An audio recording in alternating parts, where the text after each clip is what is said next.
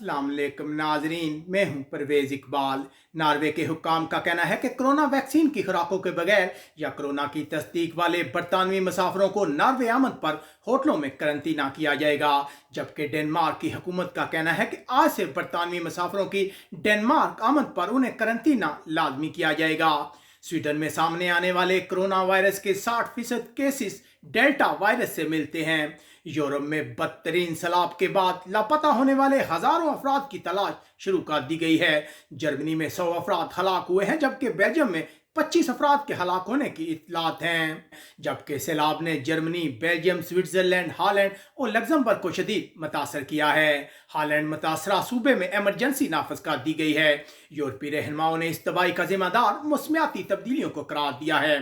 पुर्तगाल में हवाई अमले की हड़ताल की वजह से 93 हवाई परवाजें मनसूख हो गई हैं। यूनान बढ़ते कोरोना केसेस के बाद माइकोनोस जजीरे पर तमाम बार रेस्टोरेंट में मौसीकी पर पाबंदी आयद कर दी गई है, जबकि रात को कर्फ्यू नाफज होगा। फ्रांस के इलाके मार्सिली में आग लगने के वाक़े में 3 नाइजीरिया के तारकिन वतन हलाक हो गए हैं। फ्रांस की हुकूमत ने आज से कोरोना वैक्सीन की खुराकें लेने वाले बहुत से मुसाफिरों के लिए कोरोना पाबंदियों को खत्म कर दिया है।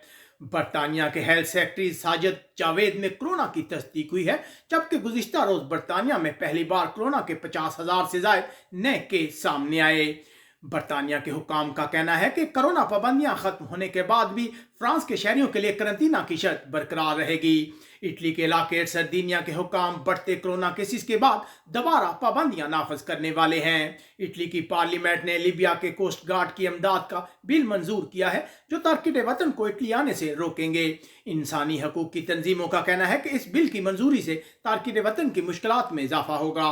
स्पेन में बढ़ते कोरोना केसेस के बाद कातालोनिया, वलेंसिया के अलावा कनारिया जजीरे भी सख्त कोरोना पाबंदियां नाफज करने वाले हैं। कातालोनिया में कर्फ्यू का आगाज हो गया है, जबकि कोस्टा ब्रावा पर लगने वाली आग पर अब तक काबू नहीं पाया जा सका, जिसके नतीजे में 500 फायर फाइटर बुरी तरह जख्मी हुए हैं।